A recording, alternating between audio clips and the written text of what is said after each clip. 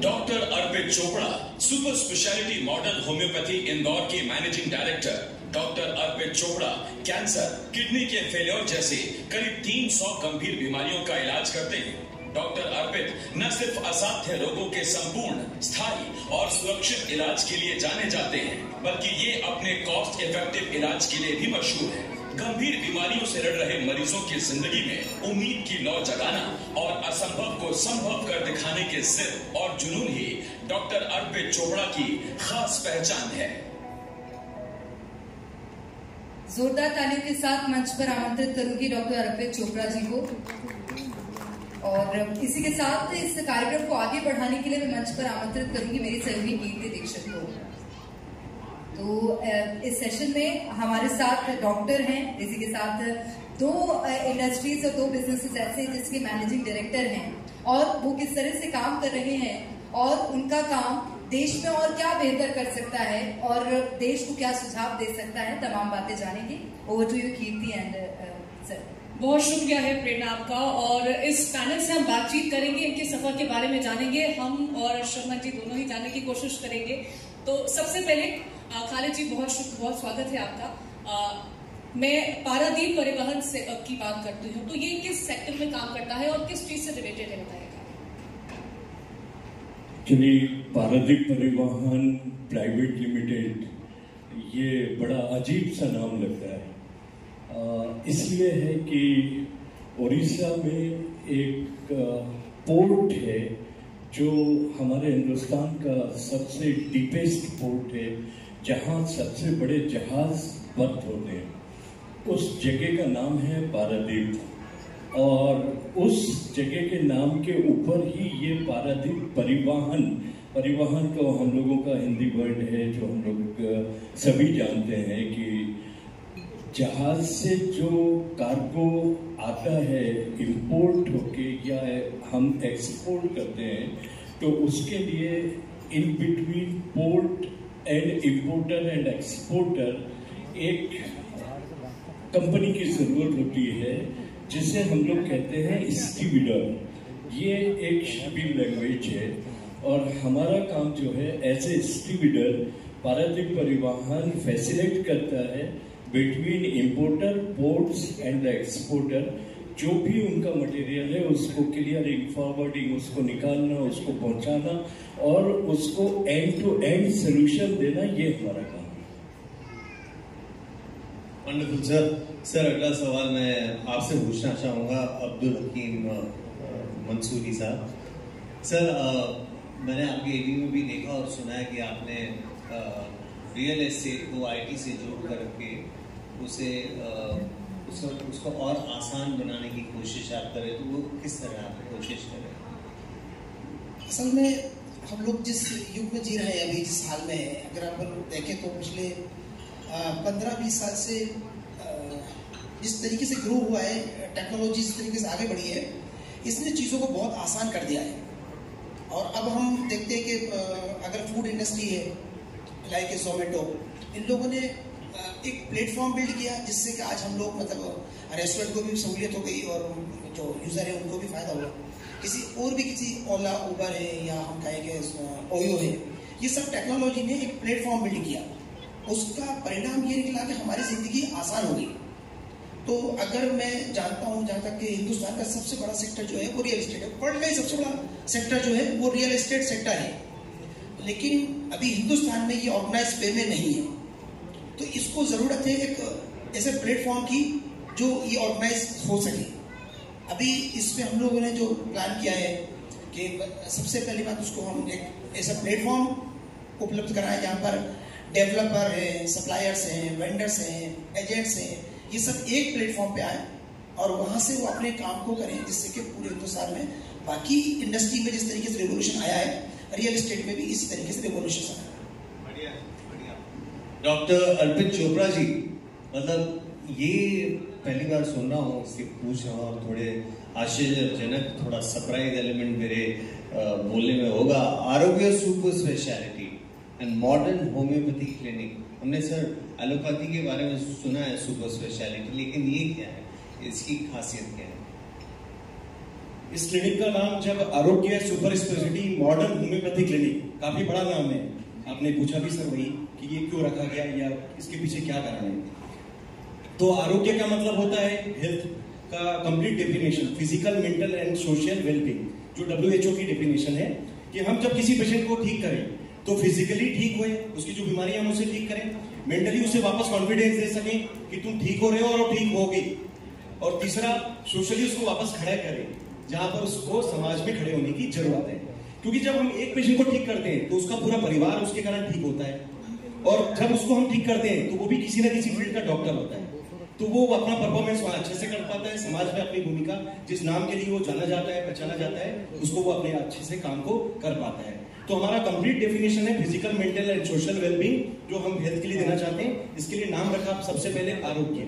अब आपका अगला क्वेश्चन था कि सुपर स्पेशलिटी क्यों रखा, क्योंकि एलोपैथी में हमने सुपर स्पेशलिटी काफी सुना है, होम्योपैथी में ज्यादातर यही सुनने में आता है कि होम्योपैथी बेसिक ट्रीटमेंट को डील करता है, कि जैसे सर्दी, खांसी, स्किन, हेयर, इसमें काफी होम्योपैथी अच्छा काम कर रही है। लेकिन जब हम बात करते हैं मेडिकल साइंस की उन केसेस के बारे में जहां पर 70% केसेस में रिसर्च की संभावना है, यानी वो केसेस जहां पर एलोपैथी भी काम कर रही है पर उसके बावजूद भी उसमें संभावना बहुत है, जिसमें अभी भी बहुत कुछ किया जा सकता है और उसका इलाज पूरी तरीके से दुनिया को नहीं मिला है।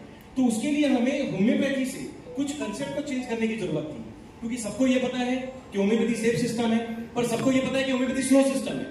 तो होम्योपैथी को हमने एग्रेसिव ट्रीटमेंट बनाने के लिए एक नए कंसेप्ट की अवधारणा प्रस्तुत की, जिसका नाम दिया हमने super speciality modern homeopathy.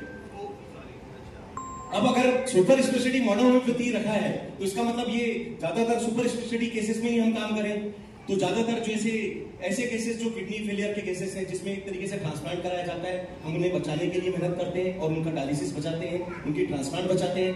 Cancer के ऐसे केसेस जो स्टेज 4 के केसेस होते हैं, जिसमें ये कह दिया जाता है कि कीमो, रेडियो, सर्जरी के बावजूद भी अब इसका कुछ नहीं हो सकता, वहां पर हम उन पेशेंट्स की कीमो, रेडियो, सर्जरी और इम्यूनोथेरेपी चारों हमारी दवाइयों से एग्रेसिव फॉर्म में देकर उस स्टेज में उनको रिकवर करते हैं जब उसके लिए ईश्वर ने अगर कुछ भी अच्छा लिखा होगा तो वहां होना चाहिए था।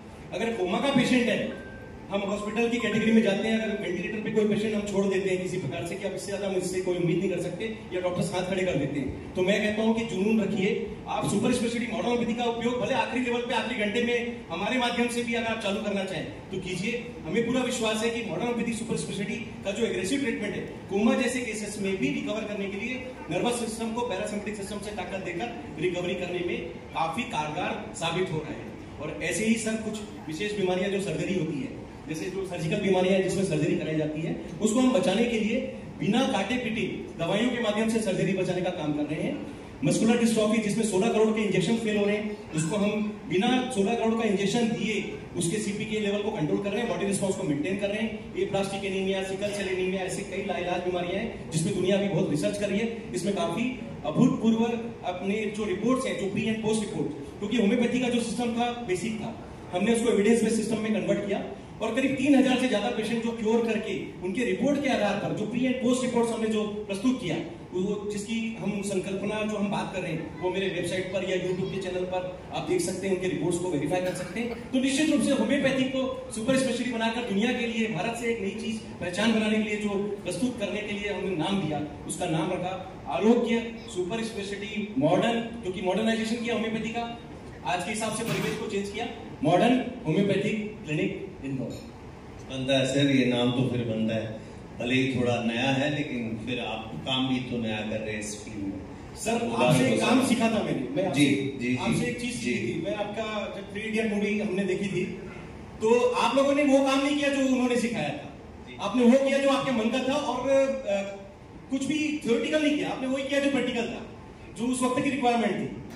चाहे आपने वो वायरस का इन्वर्टर भी बनाया तो उस वक्त की थ्योरेटिकल के बात के हिसाब से नहीं बनाया, जो चीज थी उसके हिसाब से प्रैक्टिकल बात की थी। तो नो डाउट सर वही काम हमने होम्योपैथी को रिसर्च करके आज के हिसाब से मॉडिफाई किया, इसलिए ये सुपर स्पेशलिटी आपका जो दिया हुआ 360 टेक्निक्स आपने इस्तेमाल की है, 360 डिग्री कैसे इंसान को बेहतर कर सके, हर एक पॉसिबल कोशिश करनी चाहिए ताकि इंसान अच्छा स्वास्थ्य उसका होना चाहिए। आगे लौटूंगा आपके पास, मेरे सवाल आपसे है अब्दुल हकीम जी, आपने रियल एस्टेट और आईटी को जोड़ करके एक नए प्लेटफॉर्म को बनाने की कोशिश की है। सबसे पहला सवाल ये आता है दिमाग में कि आइडिया कैसे आया, किसी भी चीज को शुरू करने से पहले उसका आइडिया दिमाग में कैसे आता है, वो थॉट कैसे था? मैं पिछले 20 साल से रियल एस्टेट में काम कर रहा था, तो तकरीबन जब 10 साल मुझे गुजर गए और 10 साल में मैंने करीब 40 प्रोजेक्ट कंप्लीट कर लिए, तब मुझे एहसास हुआ कि जो रियल एस्टेट की प्रॉब्लम्स आती हैं, इसमें क्या होता है कि डेटा मैनेजमेंट सबसे बड़ा उसके अंदर प्रॉब्लम होता है। इसकी वजह से रियल एस्टेट स्टक हो जाते हैं, प्रोजेक्ट डेड हो जाते हैं। तो मुझे लगा कि रियल एस्टेट जो है, मतलब जो डेटा है वो तो आजकल टेक्नोलॉजी बहुत आसानी से उसको हैंडल कर लेता है, तो क्यों ना मैं टेक्नोलॉजी से रियल एस्टेट को कनेक्ट कर दूँ। तो उस वक्त मैंने सर्चिंग शुरू की, मैंने एक IT डिपार्टमेंट अपनी कंपनी में शुरू किया। अमित जी मेरे साथ बैठे हुए हैं, ये उन्होंने IT से ही जुड़े थे मेरे साथ पहले।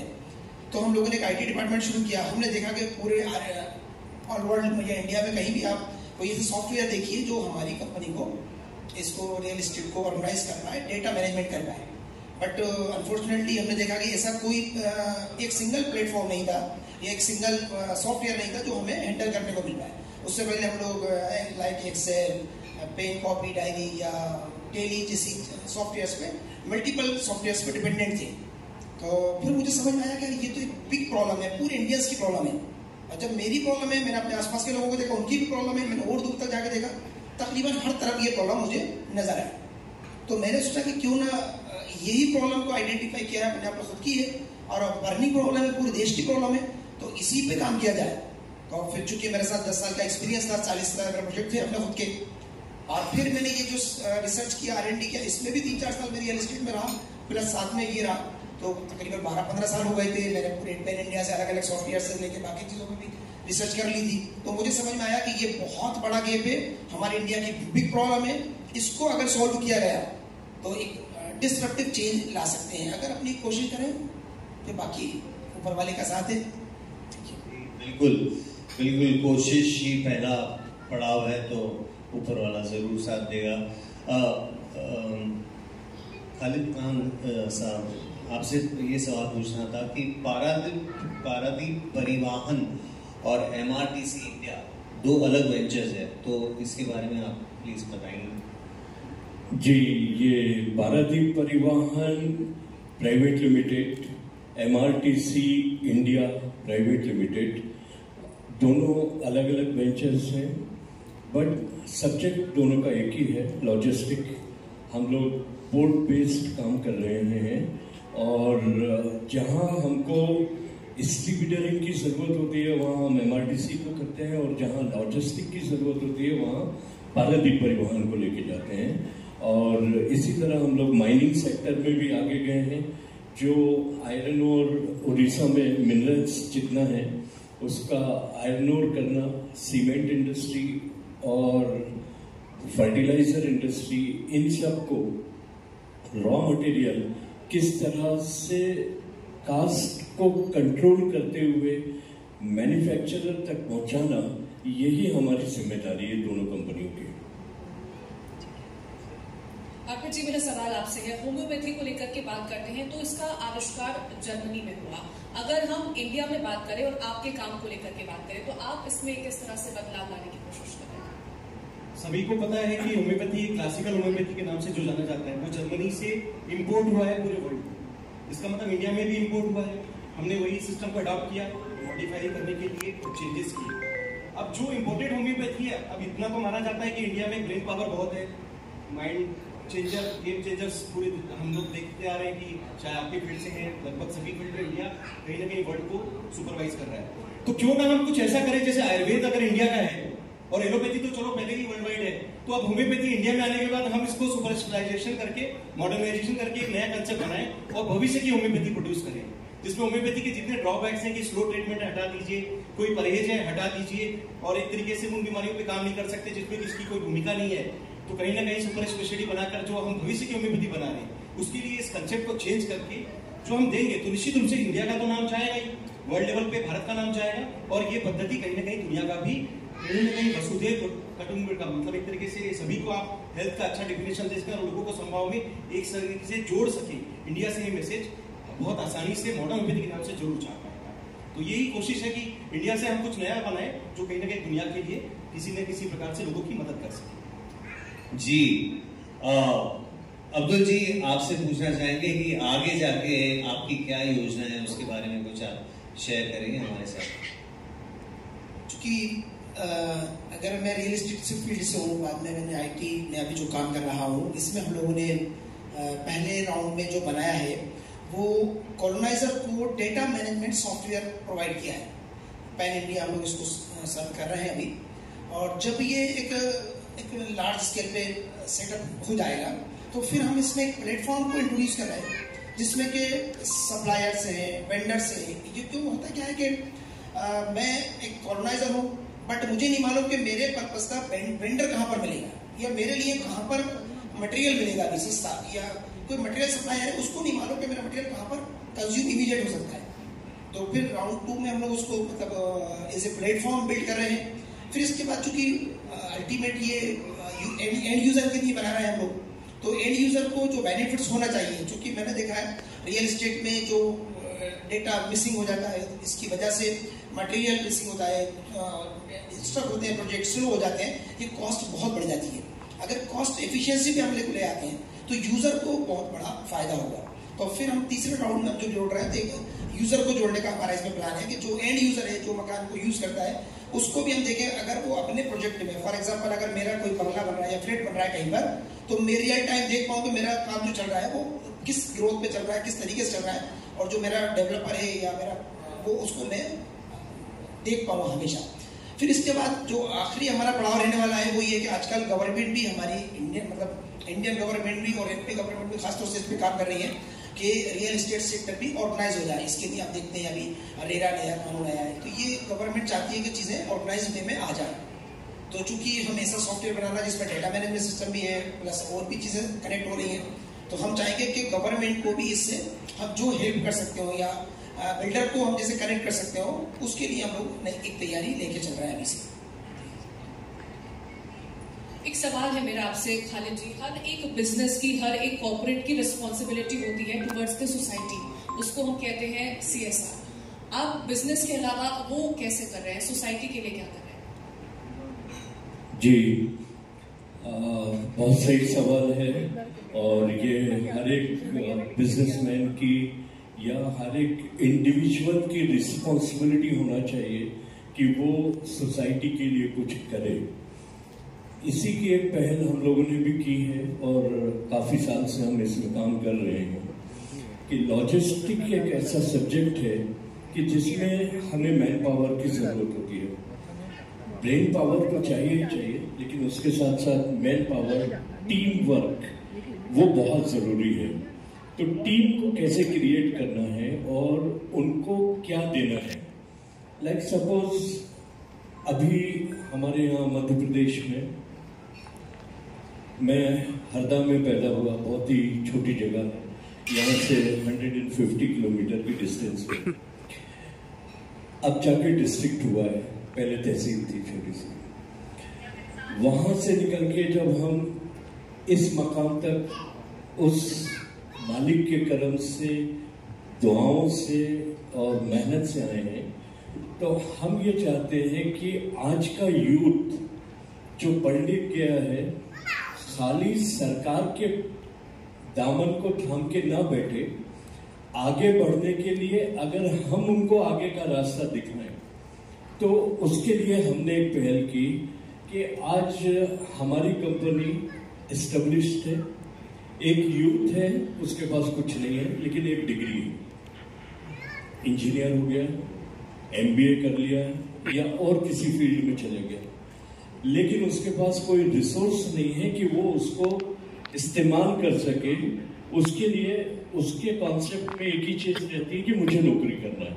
नौकरी मिलती नहीं है, 15,000, 20,000, 10,000 इस तरह से लोग काम देते हैं। तो हमने कहा आप आइए, आपके पास अगर कुछ पैसा है हमारी कंपनी में, उस पैसे को लगाइए, उस पैसे से हम फाइनेंस कराएंगे और आपको जो इक्विपमेंट जो हमको जरूरत है लॉजिस्टिक के लिए, हेवी इक्विपमेंट है, ट्रक्स हैं, क्रेन्स हैं, इनको हम फाइनेंस करा के उनको दे देते हैं कि इनको चलाने की जिम्मेदारी आपकी, काम हम देंगे, इनका इंस्टॉलमेंट आपको देना है। इससे जो पैसा बच जाएगा इंस्टॉलमेंट के बाद वो आपके घर के खर्चे के लिए चलेगा।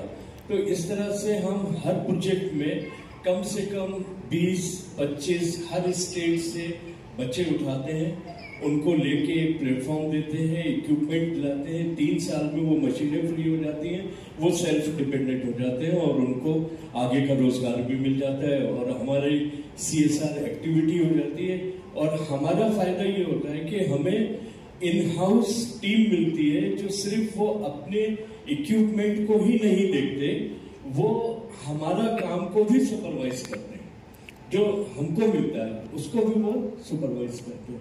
तो ये I can say it's a win-win situation for both. About to say that win-win situation for all. जी, डॉक्टर अर्पित जी, मैंने सुना आप ऑनलाइन और आमने सामने हजारों मरीजों का इलाज करते हैं, तो ये पॉसिबल कैसे है?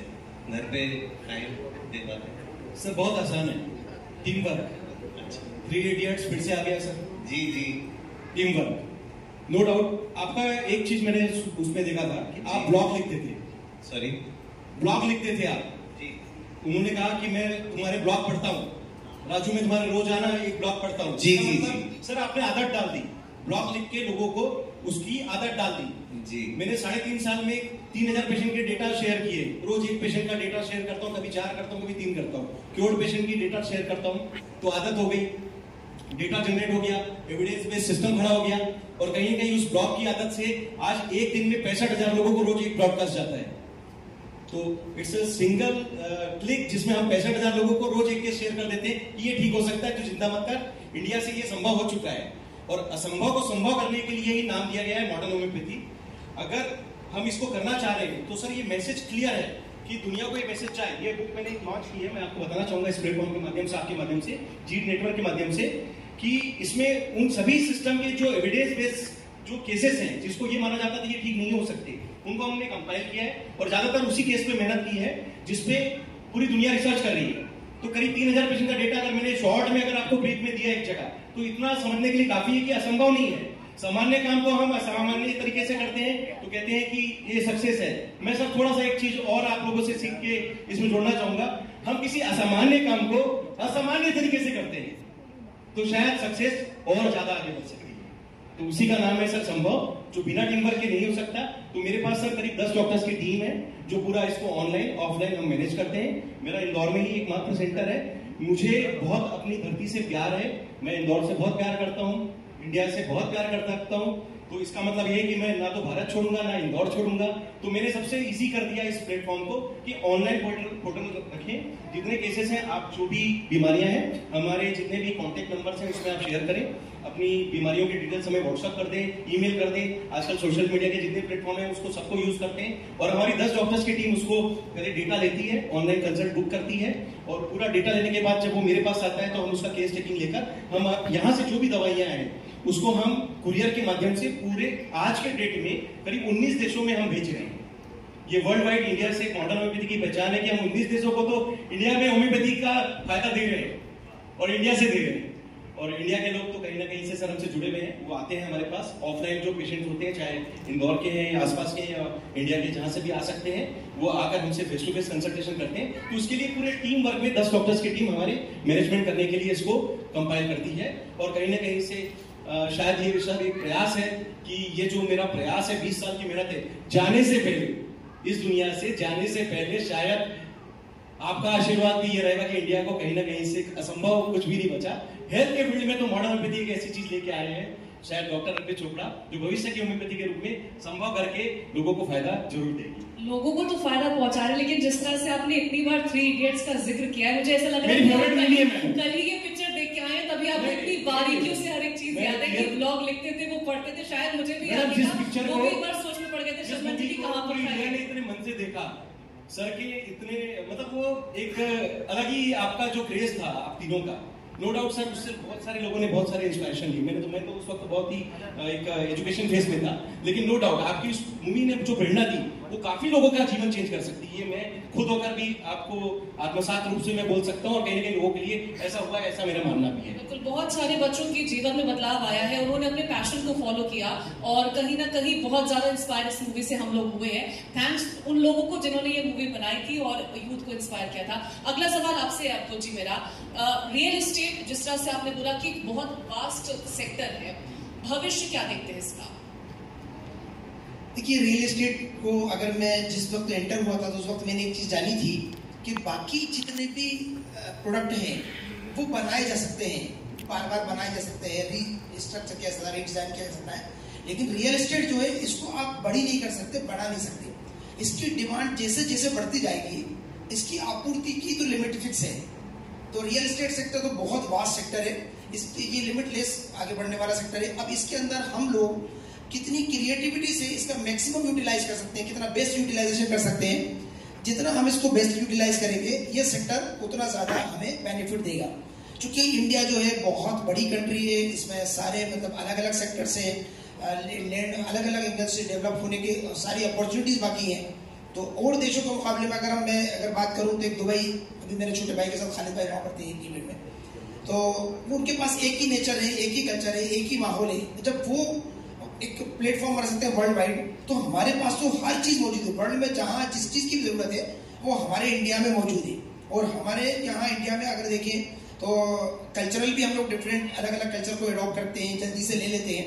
हम इंडियंस पहले से ये इसकी आदी है कि कोई भी कहीं से भी कुछ आता है। डॉक्टर साहब अभी बोल रहे हैं कि होम्योपैथी को हमने मॉडर्नाइज कर दिया, तो अगर हम बोले तो रियल एस्टेट को भी हम अलग अलग एंगल से डेवलप कर सकते हैं, बहुत ज्यादा अवार्ड साइड ले जा सकते हैं। और अगर इसमें टेक्नोलॉजी का एडॉप्शन आ जाता है रियल एस्टेट में, तो जो ग्रोथ है, अगर दुबई ने ग्रोथ किया है, बाकी देश ग्रोथ कर सकते हैं, तो हम इंडियन क्यों नहीं, हमारे इंडिया क्यों नहीं? तो हम लोग उसी के लिए कोशिश कर रहे हैं कि बस इंडिया उस लेवल पे पहुंचे और हम एक दिन वर्ल्ड को दिखाएं कि नहीं, हम आप सबसे पहले आगे थे और हम अभी भी आगे ही रहेंगे। बिल्कुल, तो जिस तरह से चर्चा इस पैनल से हमने की है, उन्होंने बताया कि कैसे रियल एस्टेट में काम किया जा रहा है, कैसे अगर हम चिकित्सा के क्षेत्र में बात करें तो उस क्षेत्र में काम किया जा रहा है, और कैसे पोर्ट्स पर काम किया जा रहा है, वो भी जानने की हमने कोशिश की है। बहुत शुक्रिया है आप तीनों का इस मंच पर आने के लिए और साझा करने के लिए कि कैसे आप देश के लिए काम कर रहे हैं, मध्य प्रदेश को भी आगे ले जाने का काम कर रहे हैं। अब वक्त है अगले पैनल को मंच पर बुलाने का, लेकिन उससे पहले बहुत धन्यवाद आप तीनों का हमारे साथ इस मंच पर जुड़ने के लिए, बातचीत करने के लिए और साझा करने के लिए अपने सफर को। जहां अब्दुल हकीम जी हमारे साथ मंच पर मौजूद थे, और जो कि फाउंडर हैं, मैनेजिंग डायरेक्टर हैं coloniser real business solution private limited के, और इसी के साथ हमारे साथ मंच पर थे डॉक्टर अर्पित चोपड़ा, जो कि आरोग्य super speciality modern homeopathy clinic के से संबंध रखते हैं, और इसी के साथ ही खालिद खान जी हमारे साथ थे, जो कि एमडी है पारादीप परिवहन प्राइवेट लिमिटेड के। और अब वक्त हो चला है अपने अगले पैनल को मंच पर बुलाने का, तो